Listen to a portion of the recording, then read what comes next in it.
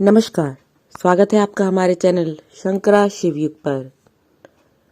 मित्रों, आज गुप्त नवरात्रि का तीसरा दिन है। तीसरा दिन माँ त्रिपुर सुंदरी को समर्पित है। त्रिपुर सुंदरी काली का रक्तवर्णा रूप है। काली के दो रूप कृष्णवर्णा और रक्तवर्णा है। त्रिपुर सुंदरी धन, ऐश्वर्य, भोग और मोक्ष की अधिष्ठात्री देवी है। इससे पहले कि महाविद्याओं में कोई भोग तो कोई मोक्ष में विशेष प्रभावी है, लेकिन यह देवी समान रूप से दोनों ही प्रदान करती हैं।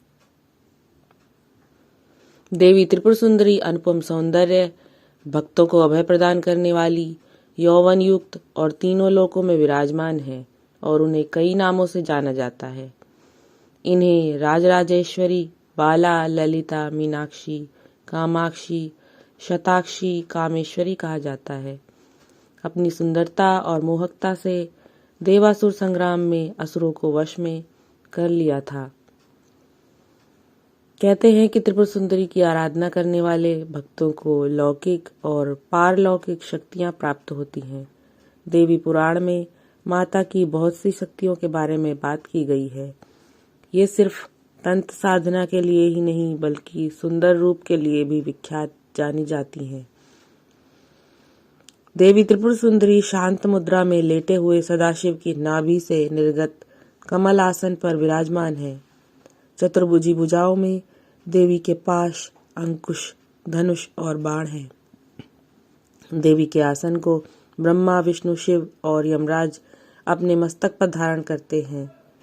देवी 3 नेत्रों से युक्त और मस्तक पर अर्धचंद्र धारण करती हैं।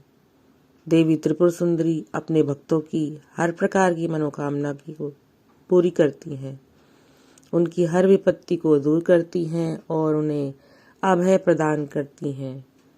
कहा जाता है कि देवी त्रिपुर सुंदरी की पूजा करने से आत्मिक बल, यश और कीर्ति की प्राप्ति होती है। पौराणिक कथाओं के अनुसार देवी त्रिपुर सुंदरी के उत्पत्ति का रहस्य सती वियोग के पश्चात भगवान शिव सर्वदा ध्यान मग्न रहते थे। उन्होंने अपने संपूर्ण कर्म का परित्याग कर दिया था, जिसके कारण तीनों लोकों के संचालन में व्याधि उत्पन्न हो रही थी। उधर तारकासुर ब्रह्मा जी से वर प्राप्त किया कि उसकी मृत्यु शिव के पुत्र द्वारा ही होगी। समस्त देवताओं ने भगवान शिव को ध्यान से जगाने के लिए कामदेव और उनकी पत्नी रति देवी को कैलाश भेजा।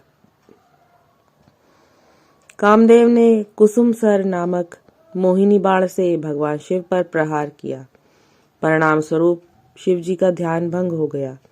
देखते ही देखते भगवान शिव के तीसरे नेत्र से उत्पन्न क्रोध अग्नि ने कामदेव को जलाकर भस्म कर दिया। कामदेव की पत्नी रति द्वारा अत्यंत दारुण विलाप करने पर भगवान शिव ने कामदेव को पुनः द्वापर युग में भगवान कृष्ण के पुत्र रूप में जन्म धारण करने का वरदान दिया और वहां से अंतर्ध्यान हो गए। सभी देवताओं और रति के जाने के पश्चात भगवान शिव के एक गण द्वारा कामदेव के भस्म से मूर्ति निर्मित की गई और उस निर्मित मूर्ति से एक पुरुष पैदा हुआ। उस पुरुष ने भगवान शिव की स्तुति करी। इसके बाद भगवान शिव द्वारा उस पुरुष का नाम भांड रखा गया। शिव के क्रोध से उत्पन्न होने के कारण भांड तमोगुण संपन्न था और वह धीरे धीरे तीनों लोकों पर भयंकर उत्पात मचाने लगा। देवराज इंद्र के राज्य के समान ही भांडासुर ने स्वर्ग जैसे राज्य का निर्माण किया तथा राज करने लगा। तदनंतर भांडासुर ने स्वर्गलोक पर आक्रमण कर देवराज इंद्र और स्वर्ग राज्य को चारों ओर से घेर लिया। भयभीत इंद्र नारद मुनि की शरण में गए और इस समस्या के निवारण का उपाय पूछा। देव ऋषि नारद ने आद्य शक्ति की यथाविधि अपने रक्त तथा मांस से आराधना करने का परामर्श दिया।